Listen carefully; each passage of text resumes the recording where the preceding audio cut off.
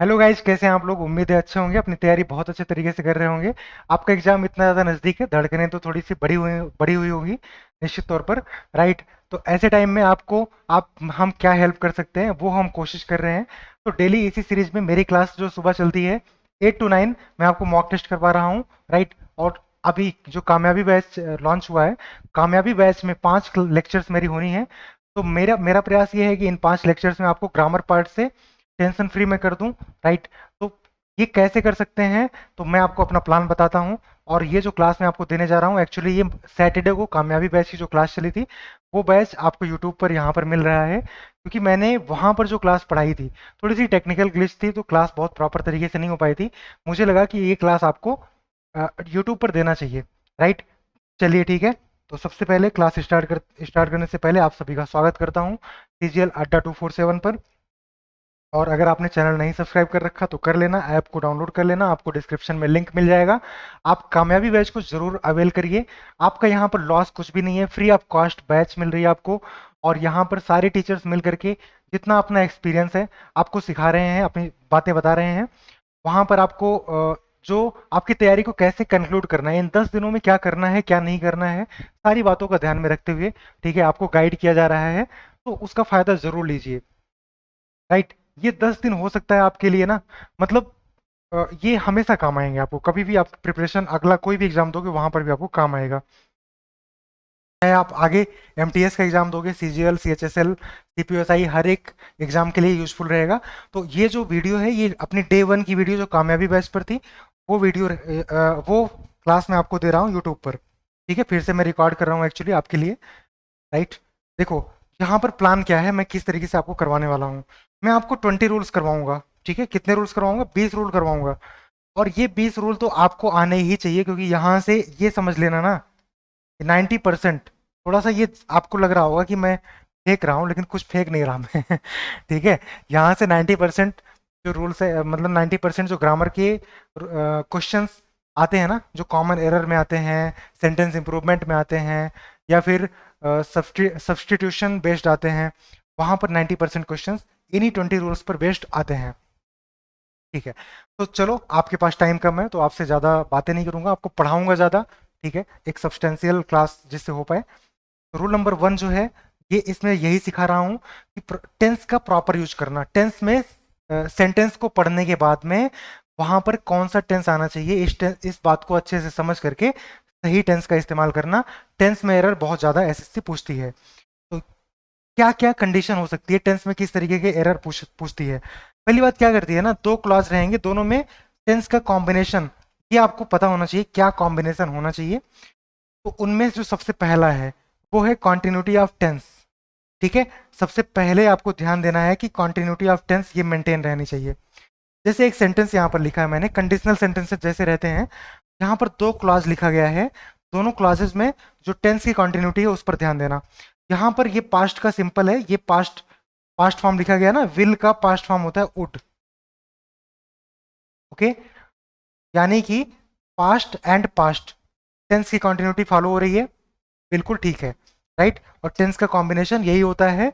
अगर यहाँ पर जो है सिंपल पास्ट लिखा गया है, यहाँ पर भी आप सिंपल पास्ट इस तरीके से इस सेंटेंस में लिखते हो। अब यहाँ पर देखना जरा, यहाँ पर ये टेंस की कंटिन्यूटी देख लो, यहाँ पर पास्ट है, यहाँ पर ये क्या किया गया, ये विल का प्रेजेंट फॉर्म लिख दिया गया, जबकि विल का आपको क्या लिखना पड़ेगा, पास्ट फॉर्म लिखना पड़ेगा, क्योंकि ये पास्ट में चल रहा है तो पास्ट में कंटिन्यू करो सेंटेंस को। If he came to me I will teach him. देखो यहाँ पर ये पास्ट है, तो विल से काम नहीं चलेगा, कॉन्टिन्यूटी मेंटेन करने के लिए यहाँ पर वुड करना पड़ेगा। ये बात समझ में आ गई आपको? देख लो, ऐसे क्वेश्चंस आपके आ जाते हैं एग्जाम में। ओके। चलो, लेकिन यहाँ पर ध्यान देना, टेंस की कॉम्बिनेशन क्या होता है टेंस का। अगर इफ वाला क्लॉज अगर प्रेजेंट में होता है तो सेकंड वाला क्लॉज ये फ्यूचर में रहता है। राइट। ध्यान देना, मैंने क्या बताया, ये सिंपल प्रेजेंट में है तो ये क्या है, सिंपल फ्यूचर में है। ओके, ये बात देखो जरा, इफ या व्हेन कुछ भी हो सकता है, यहाँ पर कंजंक्शन जिसमें है वो वाला क्लॉज आपका अगर प्रेजेंट में लिखा गया है तो दूसरा क्लॉज फ्यूचर में लिखा जाएगा, और सिंपल फ्यूचर विल रहेगा, वुड नहीं रहेगा। ठीक है, फ्यूचर का इंडेफिनिट रहेगा। राइट। तो यहाँ पर देखो, ये टेंस का कॉम्बिनेशन सही फॉलो हो रहा है, तो ये भी ठीक है और ये भी ठीक है। अब ध्यान देना, अभी मैंने क्या कहा कि व्हेन या इफ वाला क्लॉज अगर प्रेजेंट में लिखा गया है तो सेकंड वाला क्लॉज ये किस में होना चाहिए? मुझे हटना पड़ेगा स्क्रीन से, मैं हटता हूँ एक सेकंड। तो जो सेकंड वाला क्लॉज है, ये मैंने कहा फ्यूचर में होना चाहिए। बट यहाँ पर ये क्या है, अगर कोई साइंटिफिक फैक्ट है, कोई साइंटिफिक फैक्ट है, तो यहाँ पर ये फ्यूचर में नहीं रहेगा, ये भी प्रेजेंट में ऐसे कंटिन्यू रहेगा और सेंटेंस बिल्कुल ठीक है। ओके, अगर यहाँ पर करोगे when I meet him, I I, या चलो इसमें करते हो, if he comes to me I teach him. अगर ऐसे कर देते ना, यानी इसको भी प्रेजेंट में किया, इसको भी प्रेजेंट में किया, तो ये गलत होता। बट कोई साइंटिफिक फैक्ट था, तो पहला भी क्लॉज प्रेजेंट में, दूसरा क्लॉज भी प्रेजेंट में, ये सही है, इसमें कोई एरर नहीं है। बात समझ में आ गई? टेंस का कॉम्बिनेशन, इफ क्लॉज अगर प्रेजेंट में है, दूसरा क्लॉज फ्यूचर में है। फ्यूचर में भी क्या, सिंपल फ्यूचर, यानी फ्यूचर का इंडेफिनिट। सेकंड, ठीक है। अब चलो ये क्वेश्चन करो, आपके एग्जाम में आया हुआ क्वेश्चन है, सीजीएल 2022 का क्वेश्चन है, सीजीएल 2022 का क्वेश्चन है। बताओ इसका आंसर बताओ।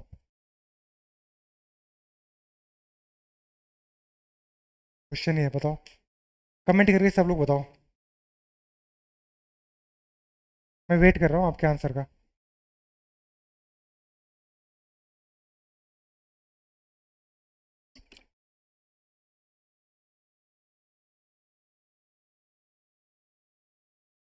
बताना। Her friends were not able to attend her marriage because they are in another country at that time. देखो, बात चल रही पास्ट में, her friends were not able, मतलब वो एबल नहीं थे उसकी मैरिज को अटेंड करने में। क्यों? क्योंकि वो पास्ट में अगर एबल नहीं थे अटेंड कर, पास्ट में अगर नहीं अटेंड कर पाए, इसका मतलब जिस टाइम पे नहीं अटेंड कर पाए उस टाइम पर कहीं और थे ना। बिकॉज दे वर, ये आगे वाली बात को भी पास्ट में कंटिन्यू करो, ना कि प्रेजेंट में लिख दो आप। यहाँ पर ये पास्ट में था तो आगे की बात भी पास्ट में कंटिन्यू करो। राइट, टेंस की कंटिन्यूटी पर बेस्ड था, कहाँ एरर था, यहाँ पर एरर। ये करना। चलिए वीडियो को पॉज कर लो और करो। आपने कर लिया होगा, देखो अब। The article published in the magazine last week fairly criticises the arrest of the journalist. अब देखो, जो लास्ट वीक पब्लिश हुई थी मैगजीन में आर्टिकल, वो बहुत ज़्यादा क्रिटिसाइज करती है जर्नलिस्ट के अरेस्ट को। पता है यहाँ पर क्या करना पड़ेगा? फेयरली क्रिटिसाइज्ड करना पड़ेगा। क्यों? क्योंकि ये बात जो है ना, पास्ट में अगर वो पब्लिश हुई थी, तो जिस जब पब्लिश हुई थी ना, तो उस टाइम पर ही तो क्रिटिसाइज किया गया होगा। यानी पास्ट के टेंस को आपको यहाँ पर आगे भी कंटिन्यू करना है, यहाँ पर भी ये पास्ट में रहेगा। यानी कि एरर कहाँ पर है? ए में है। ये क्वेश्चन करना। Even though I had been boxing for 3 years, I had no idea that I can beat somebody in the ring. Comment में जरूर बताओ आंसर क्या है। बताओ सब लोग, बताओ आंसर। ओके, आपने बता दिया, देख लिया, ठीक है। अब देखो, अगर नहीं किया वीडियो को पॉज करो और सोच लो, इसके बाद देखना आंसर। मैं बता रहा हूँ एक्सप्लेनेशन क्या है। Even though I had been boxing for 3 years, देखो यहाँ पर फॉर लगा है, फॉर अगर लगा है तो इसके साथ यहाँ पर देखना परफेक्ट होना चाहिए।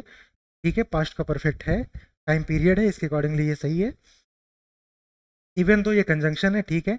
आई हैड नो आइडिया, मेरे पास कोई आइडिया नहीं था। यहाँ पर ये हैड का मतलब ऐसा मत समझना कि पास्ट का परफेक्ट हो गया। आई हैड नो आइडिया, ये पोजेसन की बात है, मेरे पास आइडिया नहीं था, पोजेसन दिखा रहा है, यानी कि ये क्या है? पास्ट फॉर्म है हैव का ना, यानी कि ये पास्ट का इंडेफिनिट है। दैट आई, अब देखो जो पास्ट में सारी बातें चल रही हैं, तो कैन जो है ये प्रेजेंट में कैसे लिख सकते हो? कैन का पास्ट फॉर्म लिखो ना। ठीक है, जब हालांकि मैं 3 सालों से बॉक्सिंग कर रहा था, लेकिन मेरे पास कोई आइडिया नहीं था कि मैं किसी को रिंग में हरा सकता हूँ, रिंग में हरा सकता था एक्चुअली ना, क्योंकि ये पास्ट में बात कर रहे हो तो पास्ट में ही इसको करना पड़ेगा। कैन को कुट कर दो, कहाँ पर एरर कहाँ पर है? सेकंड में। चलो नेक्स्ट करना, ये वाला करना। यहाँ पर सेंस समझ पाओगे तभी करोगे, आप तभी कर पाओगे।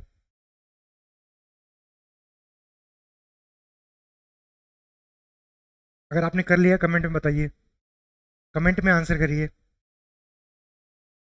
पता है, एक्टिवली पार्टिसिपेट करो आप, ठीक है? एक्टिवली पार्टिसिपेट करने से ना बहुत मतलब इम्पैक्ट ज़्यादा होता है क्लासेस का।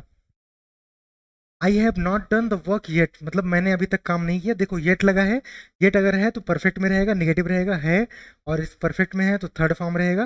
राइट, पूरा यहाँ तक सही है। आई डू इट लेटर, मैं इसको बाद में कर लूंगा, मैंने अभी तक काम नहीं किया, मैं बाद में कर लूंगा। यानी फ्यूचर में कहना चाहते हो तो आई विल डू इट कहना पड़ेगा ना। अगर इतना सेंस समझ में आया था तो तुरंत आपको ये समझ में आया था, I will do it later. Error कहाँ पर है? सेकंड में है। चलो ये क्वेश्चन करना। The newspaper reported that it was a mystery how the thieves enter into the house. चलो कर लिया आपने, वॉच कर लो और कर लो। ओके, आपने अटेम्प्ट कर लिया। ध्यान देना ये इनटू जो है ना, इसके बाद ये स्लैश है, ये स्लैश यहाँ पर नहीं है, ये स्लैश इनटू के बाद में है। अब देखो, द न्यूज़पेपर रिपोर्टेड, ठीक है, that it was a mystery, कि ये एक मिस्ट्री थी, रहस्य थी। How the thieves enter into the house. देखो पहली बात तो एंटर इनटू नहीं होता, इनटू हटा दो, एंटर द हाउस होगा। एक बात ये, दूसरी बात ये है, जब बात पास्ट में चल रही है, reported, it was a mystery, तो एंटर को भी आपको पास्ट में बनाना पड़ेगा, करना पड़ेगा entered. Right, how the thieves entered the house. Okay, error कहाँ पर था आपका? How the thieves entered, right, into the house जो है ये नहीं है, ये इसके साथ रहना चाहिए। थोड़ा सा क्वेश्चन मिसमैच है, पर आप सेंस को समझो, बात को समझो, जो मैं समझाना चाहता हूँ बस वही इंपॉर्टेंट है। ये करना, don't disturb the boy he prepares for his examination, कर लिया आपने। ओके, अब देखो यहाँ पर ये इंपरेटिव सेंटेंस है, डोंट डिस्टर्ब द बॉय, बिल्कुल ठीक है, बच्चे को डिस्टर्ब मत करो। अगर कह रहे हो डिस्टर्ब मत करो, इसका मतलब जिस टाइम पर ये बात कह रहे हो उसी टाइम पर वो प्रिपेयर कर रहा है एग्जाम के लिए, है ना, उसी टाइम पर कर रहा है, और मतलब प्रेजेंट में वो काम चल रहा है। तो अगर प्रेजेंट में वो काम चल रहा है, प्रेजेंट में जो काम कॉन्टिन्यूअस रहता है, मतलब कंटिन्यू रहता है, चल रहा होता है, तो उसके लिए प्रेजेंट का कॉन्टिन्यूअस आता है, तो is preparing, he is preparing for his examination. Right, ये बताओ, I asked my friend where had he learn to dance so well, ये बताओ एरर दिखा या नहीं दिखा?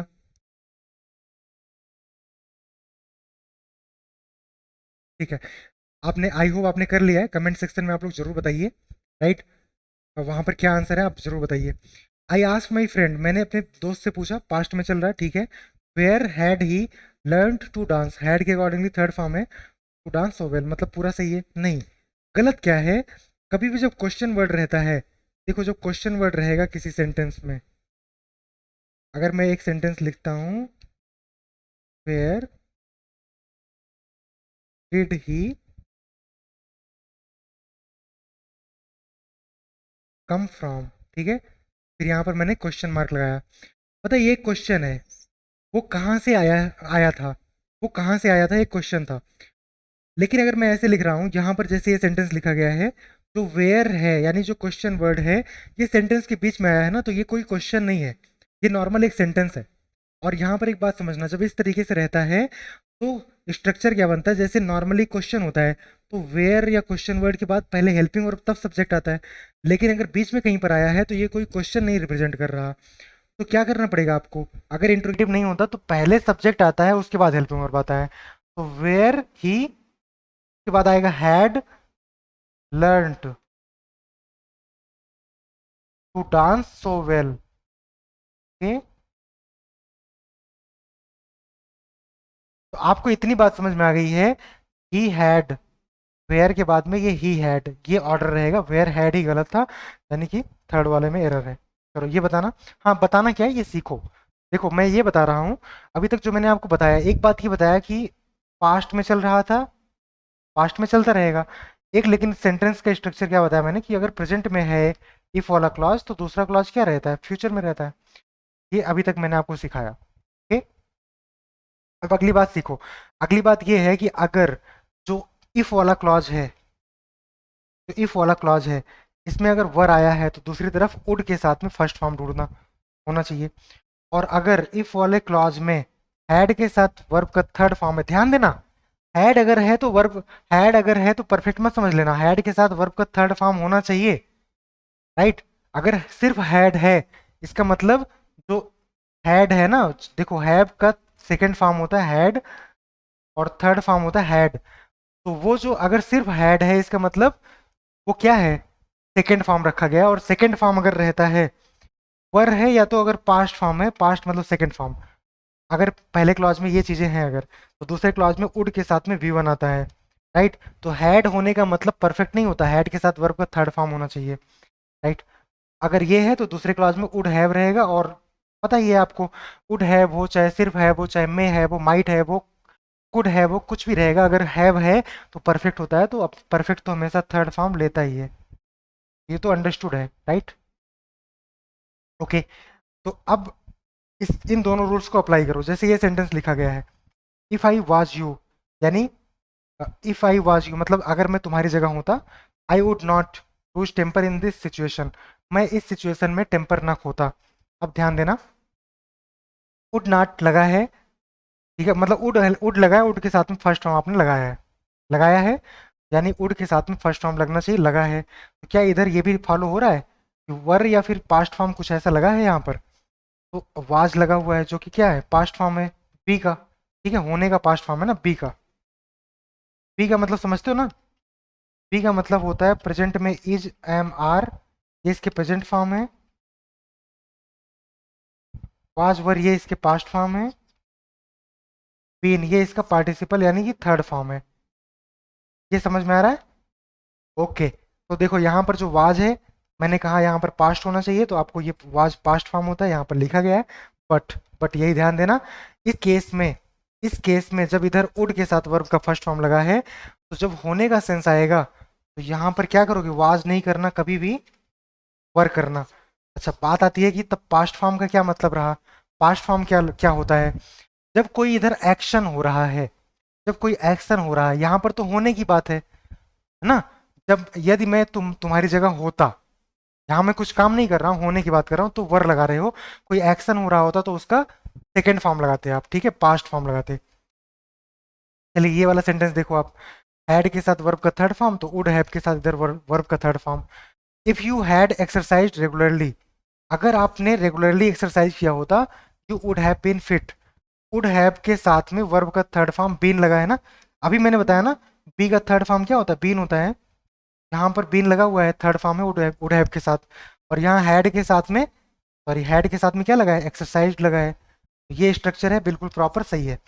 If you had worked hard, had के साथ में वर्कड हार्ड, यानी ये कंटिन्यू हो रहा है, आगे ये भी होना चाहिए। You would crack the exam, नहीं, यू वुड हैव क्रैक्ड करना पड़ेगा ना।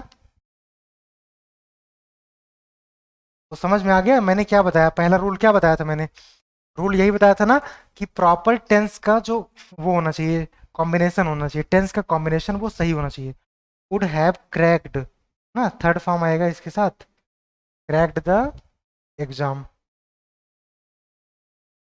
ओके, समझ में आ गया, वुड हैव के साथ में थर्ड फॉर्म ये होना चाहिए जब हैड के साथ इधर थर्ड फॉर्म लगा है। चलो ये क्या है, ये हटा दो, कुछ नहीं है, अधूरा सेंटेंस है, गलती से लिखा गया है। ये वाला करना, इन क्वेश्चंस को अटेम्प्ट करो, पहले और दूसरे क्वेश्चन को अटेम्प्ट करो, सब लोग बताएंगे इसका आंसर क्या है। देख लो, वीडियो को पॉज करके चाहे देख लो, लेकिन सब लोग आंसर करो कमेंट सेक्शन में। ओके, आपने, आई होप आपने कर लिया है, राइट। तो देखो, if I had my own apartment, यदि मेरे पास अपना अपार्टमेंट रहा होता, I would have arranged a party at my own home, right, मैं अपने घर पर एक पार्टी अरेंज करता। देखो जरा, यहाँ पर जो हैड है ना, यहाँ पर हैड दिख गया, इधर वुड हैव दिख गया, आपको लगेगा यहाँ पर नो एरर है, लेकिन यहाँ पर नो एरर नहीं है। एरर यहाँ पर कहाँ है, यहाँ पर एरर है, एरर है आपका बी पार्ट में। क्यों एरर है, देखना जरा, क्या एरर है देखना। हैड का मतलब परफेक्ट नहीं होता मेरे भाई, हैड का मतलब अगर, देखो, तो हैव होता है ना, इसका सेकंड फॉर्म हैड होता है और थर्ड फॉर्म हैड होता है, और हैव दिखाता है क्या, हैव एक तो हेल्पिंग वर्ब रहता है, जब हेल्पिंग वर्ब रहता है तो अपने साथ थर्ड फॉर्म लेता है। क्या ये हेल्पिंग वर्ब अगर इसको मान रहे हो, यानी परफेक्ट अगर मान रहे हो, तो इसके साथ कोई थर्ड फॉर्म इस कॉमा के पहले, यानी इस क्लॉज में कहीं पर दिख रहा है थर्ड फॉर्म, कोई नहीं दिख रहा, इसका मतलब कि परफेक्ट तो नहीं है।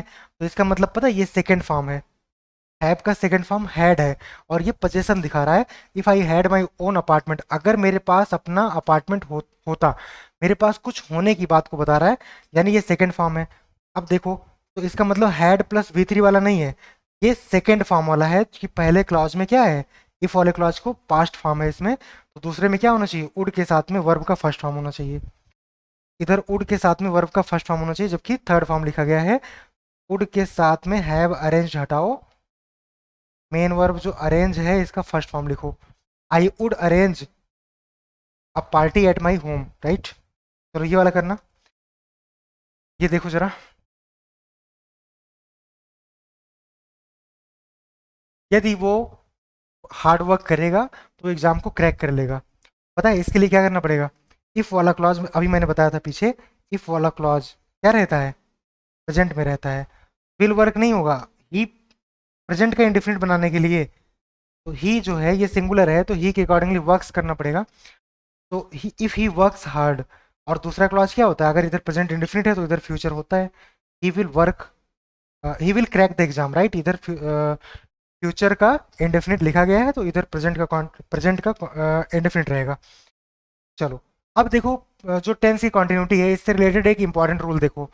रूल ये है कि अगर सेंटेंस के अंदर में ये सिंस और फॉर दिख जाए, तो समझ जाना कि सेंटेंस किस में होना चाहिए, परफेक्ट में होना चाहिए। ये वाला एग्जाम्पल देखो, मतलब ये वाला क्वेश्चन देखो, CPSI की मेंस में आया हुआ था, अभी आंसर किया ही है। देखो जरा, the players were practising for an hour, यहाँ पर फॉर दिख गया, टाइम पीरियड दिख गया, राइट, सही है, इतने तक कोई दिक्कत नहीं। तो फॉर अगर दिख गया तो जो सेंटेंस है, सेंटेंस में जो सेंटेंस का स्ट्रक्चर है वो क्या होना चाहिए, अगर फॉर या सिंस दिख गया, परफेक्ट होना चाहिए। लेकिन ये परफेक्ट है नहीं, ये तो पास्ट का कॉन्टिन्यूअस बना दिया गया है, तो आपको इसको परफेक्ट का कॉन्टिन्यूअस बनाना पड़ेगा।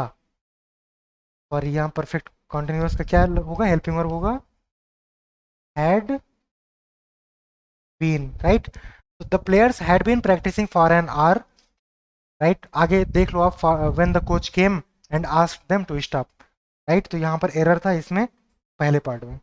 चलो ये करना, I am been working here for the past 10 years। मैंने कुछ गिने चुने एग्जाम्पल लिए हैं, क्योंकि देखो रूल्स करवाने हैं, अभी मेरा फोकस ये है ना कि ये रूल्स एटलीस्ट आपको पता हो जाए। ठीक है, 2-4 क्वेश्चन इनका बस बताया करूंगा, जिससे आपको आइडिया लग जाएगा कि ये कैसे आते हैं एग्जाम के क्वेश्चन से। पर इस पर ना सिंस और फॉर वाले रूल पर बहुत सारे क्वेश्चन आते हैं। तो फॉर अगर है तो पहले पार्ट क्या होना चाहिए, परफेक्ट में होना चाहिए, यहाँ पर फिर से परफेक्ट नहीं है, एम लगा हुआ है, तो इसको क्या करना पड़ेगा, आपको हैव करना पड़ेगा। I have been working here for the past 10 years, यानी I have been working here for the past 10 years, ये लिखा हुआ है, सही है। अब देखो वेन वर्सेज वाइल, यहाँ पर बस इतना ध्यान देना। देखो पहली बात तो ये समझो ये कब लगते हैं, वेन और वाइल, ये जब कंजंक्शन बनते हैं ना, तो ये ऐसी ऐसी सिचुएशन दिखाते हैं, इस सेंटेंस में ऐसी सिचुएशन दिखा रहे हैं जहां पर दो काम एक साथ हो रहा है। जैसे अगर कह रहे हो when I was coming down the stairs, जब मैं स्टेयर्स से नीचे आ रहा था, आई सा हिम एंटरिंग द रूम, मैंने उसको, आई सा हिम, अब बताओ यहाँ पर क्या होना चाहिए, आई सा हिम एंटरिंग द रूम या फिर एंटर एंटर द रूम। चलो टॉपिक से हट जाएंगे, पहले मेन बात देखो। वैसे वहां पर एंटरिंग और एंटर दोनों सही है, मेन बात देखो। मैं कह रहा हूँ when I was coming down the stairs, जब मैं स्टेयर से नीचे आ रहा था, मैंने उसको रूम में एंटर करते हुए देखा, तो मैं नीचे आ रहा था स्टेयर से और वो एंटर कर रहा था, यानी दोनों एक साथ चल रहे हैं। तो वेन और वाइल जो होते हैं ना, ये ऐसे सेंटेंस रिप्रेजेंट करते हैं जहां पर दो एक्शन एक साथ हो रहा होता है। जब वो कॉफी पी रहा था, आई रीच्ड होम, उसी टाइम पर मैं घर पहुंचा, दोनों काम एक साथ हुआ है, राइट। तो ऐसे में यहाँ पर ध्यान क्या देना, ध्यान ये देना कि वेन वाले क्लॉज में आप सिंपल पास्ट भी कर सकते हो और कॉन्टिन्यूअस भी कर सकते हो, ठीक है, कॉन्टिन्यूअस भी कर सकते हो। लेकिन वाइल वाले क्लॉज में वाइल अपने साथ में सिंपल पास्ट नहीं लेता कभी भी, यानी कि ये क्या करता है, मतलब पास्ट फॉर्म नहीं लेता, अपने साथ में कॉन्टिन्यूअस फॉर्म ही लेता है। इसके अकॉर्डिंगली देखो इन सेंटेंसेस को देखो, when I was reading the book he entered the room, तो व्हेन वाले क्लॉज में कॉन्टिन्यूअस है, बिल्कुल ठीक है। When he entered the room, when वाले क्लॉज में सिंपल पास्ट है, बिल्कुल ठीक है। While I was reading the book, तो वाइल के साथ में कॉन्टिन्यूअस है, बिल्कुल ठीक है। Okay, while he entered the room, लेकिन वाइल के साथ में सिंपल पास्ट है, ये गलत है। बस इतना बस बताना था, हो गया आपका। और यहाँ पर ये क्या थे, कंजंक्शन थे। दो क्लॉज दिख रहे हैं, दो क्लॉजेस है ना ये, जिनको ये जोड़ रहे हैं, व्हेन और व्हाइल। देखो व्हाइल ऐसा भी केस होता है जहां पर व्हाइल प्रीपोजिशन होता है। क्या लिखा गया, रूल क्या लिखा गया, always use ING form of the verb after while ना। जब ये कंजंक्शन था तो भी ये आईएनजी वाला फॉर्म ले रहा था, कॉन्टिन्यूअस फॉर्म ले रहा था। जब ये प्रीपोजिशन रहेगा, यानी एक क्लॉज दो क्लॉज नहीं जोड़ रहा होगा, ये प्रीपोजिशन की तरीके से आएगा, तब देखो।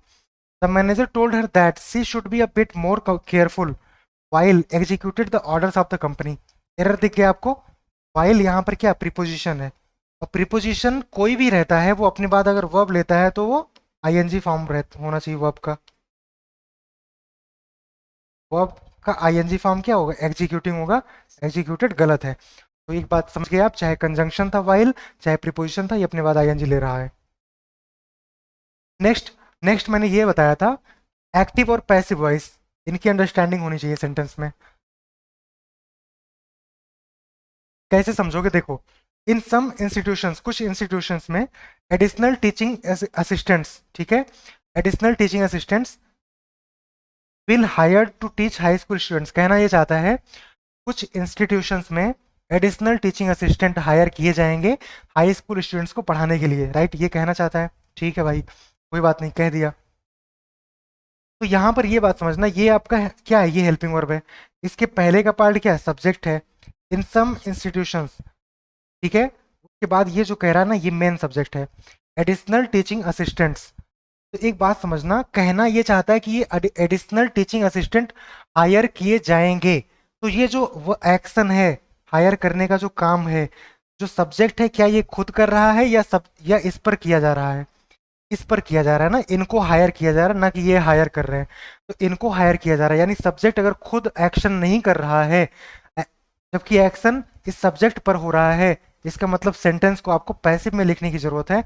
और पैसिव में क्या होता है, विल के साथ में बी लगता है, विल बी हायर्ड होता है, विल बी हायर्ड होता है। तो यहाँ पर बी मिसिंग था, यानी एरर बी पार्ट में था। चलो ये क्वेश्चन देखो, the man who has committed the theft last night was cot this evening. Video को पॉज कर लो और अटेम्प्ट करो सब लोग, और कमेंट सेक्शन में बताओ इसका क्या आंसर है। ओके देखो यहाँ पर, the man who has committed the theft, कहना क्या चाहता है, कहना ये चाहता है वो व्यक्ति जिसने लास्ट नाइट चोरी किया था, वो आज शाम को पकड़ा गया, ये कहना चाहता है। तो देखो जरा, ये जो लिखा गया कमिट द थेफ्ट, मतलब इसका मतलब होता है चोरी करना। और इसके पहले जो लिखा गया ये हेल्पिंग वर्ब है, और ये मेन वर्ब है। इसके पहले ये सब्जेक्ट पार्ट है। चोरी कौन कर रहा है बताओ, वो व्यक्ति चोरी किया है। यानी जो सब्जेक्ट पार्ट में जो आया है, ये खुद ये एक्शन कर रहा है ना, ये कर रहा है ना। जैसे पीछे था, जहां पर सब्जेक्ट पार्ट में असिस्टेंट थे, असिस्टेंट खुद हायर नहीं कर रहे थे, बल्कि हायर किए जा रहे थे खुद। जबकि यहाँ पर देखो, चोरी कौन कर रहा है, ये खुद सब्जेक्ट पार्ट में जो दिख रहा है, ये चोरी करने वाला खुद यही है। इसका मतलब ये एक्टिव है, सेंटेंस को एक्टिव में लिखने की जरूरत है। The man who committed the theft, यहाँ वाज हटा दो बस। The man who committed the theft last night was cot this evening, right. यहाँ पर वाज हटा दो, सही हो जाएगा, यानी फर्स्ट पार्ट में एरर है। ये बताना, if you plant a seed you will be noticed that it takes some time to grow, ये बताओ।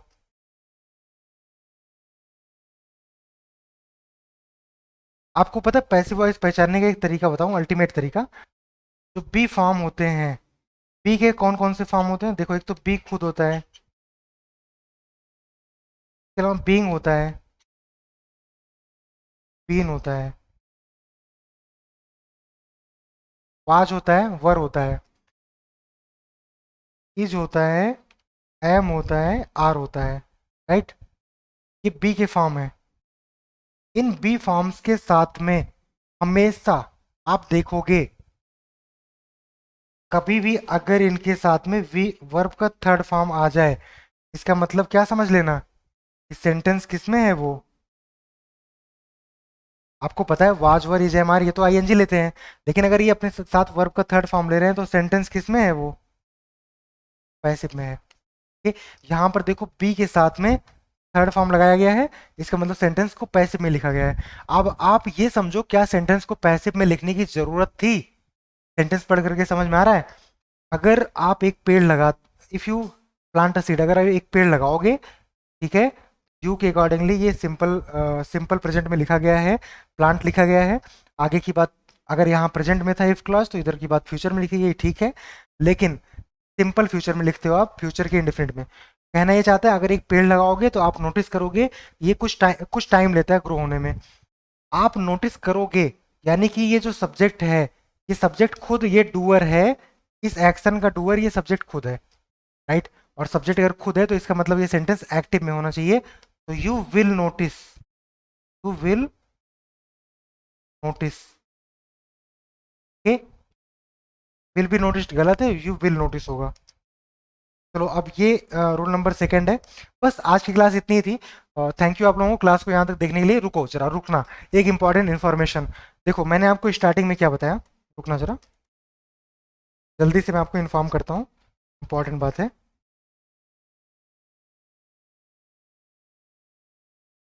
दो तीन बातें हैं, जल्दी से बताता हूँ। पहली बात ये है, ये जो क्लास थी आपकी डे वन की क्लास थी, 7 to 8 PM यानी शाम को, कामयाबी बैच जो है, कामयाबी बैच, ये पहली क्लास थी। वहाँ पर टेक्निकल ग्लिच थोड़ी सी आ गई थी जिसकी वजह से क्लास प्रॉपर तरीके से नहीं चल पाई थी, इसीलिए मैं आपको अ, यहाँ पर यूट्यूब पर ये क्लास प्रोवाइड करवा रहा हूँ दोबारा से रिकॉर्ड करके, ओके। एक बात ये, दूसरी बात क्या है कि मेरी क्लास जो मॉर्निंग में रहती है वो 8 to 9 AM रहती है, ओके।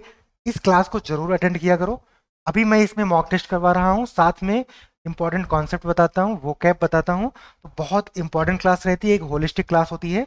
मॉर्निंग की क्लास 8 to 9 AM जरूर अटेंड करो, और शाम की क्लास ये कर लेना, आपकी प्रैक्टिस यहाँ हो जाया करेगी। शाम को मैं थियरी बताया करूँगा, साथ में प्रैक्टिस कराऊंगा। यहाँ पर प्रॉपर एक मॉक टेस्ट, यानी प्रॉपर एक एग्जाम में जैसे पेपर सॉल्व करते हो ना, उस तरीके से एक पेपर सॉल्व करवाता हूँ मैं, राइट। तो बहुत अच्छे से तैयारी आपकी इस तरीके से इंग्लिश की कंप्लीट होगी, तब आपको कॉन्फिडेंस आएगा धीरे धीरे। दो बात, तीसरी बात, आप मेरा टेलीग्राम चैनल ज्वाइन कर लेना। टेलीग्राम चैनल का नाम है इंग्लिश बाय दिपेश पांडे, ये स्पेलिंग है दिपेश की, ओके। तो ठीक है, वीडियो को लाइक कर दो, और चैनल अगर नहीं सब्सक्राइब कर रखा तो जरूर सब्सक्राइब कर दो, और जुड़ो मेरे साथ में। कामयाबी बैच में मेरी 5 क्लासेज होंगी, 5 क्लासेज में मैं पूरा ग्रामर आपको बताऊंगा। पूरा ग्रामर नहीं, यानी कि मैं आपको 20 रूल्स नियर अबाउट बताऊंगा, और ये रूल्स अगर आपने पढ़ लिए ना, 90% ग्रामर कवर, 90% ग्रामर कवर, ठीक है। तो आपको टेंशन लेने की जरूरत नहीं है। अभी जो टाइम कम बचा है, तो इस टाइम में आपको जो कन्फ्यूजन होता है ना कि इतने रूल्स हैं, कैसे तैयार करना है, कौन से रूल्स तैयार करने हैं, कौन से इंपॉर्टेंट हैं, कौन से नहीं इंपॉर्टेंट है, और एग्जाम में क्वेश्चन को करने का अप्रोच क्या होना चाहिए, कॉमन एरर के क्वेश्चंस में एरर मतलब सोचना कैसे है वहाँ पर, अगर सब्सटीट्यूशन बेस्ड अगर आता है तो क्वेश्चन को कैसे करना है, सेंटेंस इंप्रूवमेंट बेस्ड आता है, बहुत सारी चीज़ें जो हैं वो मेरे साथ में आप 8 to 9 AM और 7 to 8 PM जो कामयाबी बैच है, यहाँ इन दोनों क्लासेस को करके इजीली आप सीख पाओगे। और ये सुबह वाली क्लास कहाँ होती है, ये होती है CGL अड्डा 247 पर, राइट। तो इसी चैनल पर होती है, तो चैनल को सब्सक्राइब कर लो और वीडियो को लाइक कर दो, ठीक है। मिलते हैं आज शाम की क्लास में 7 to 8 PM, कामयाबी बैच की जो कामयाबी बैच है उसमें, और ये फ्री ऑफ कॉस्ट है, राइट, फ्री ऑफ कॉस्ट है। तो आपको क्या करना है, डिस्क्रिप्शन में आपको इसका लिंक मिल जाएगा, आपको ऐप डाउनलोड करना है, वहां से कामयाबी बैच को ज्वाइन करो, और अगले 10 दिन लगातार ताबड़तोड़ तरीके से कंक्लूड कराया जाएगा आपकी तैयारी को, बहुत बेहतरीन, आपको पूरा कॉन्फिडेंस आ जाएगा। तो आप मतलब इस क्लास में जुड़िए, दोनों क्लासेस को मिला करके आपकी इंग्लिश की बेहतरीन तैयारी मैं करवाऊंगा, राइट। थैंक यू आप लोगों को, मिलते हैं शाम को 7 से 8 अपनी क्लासेस में।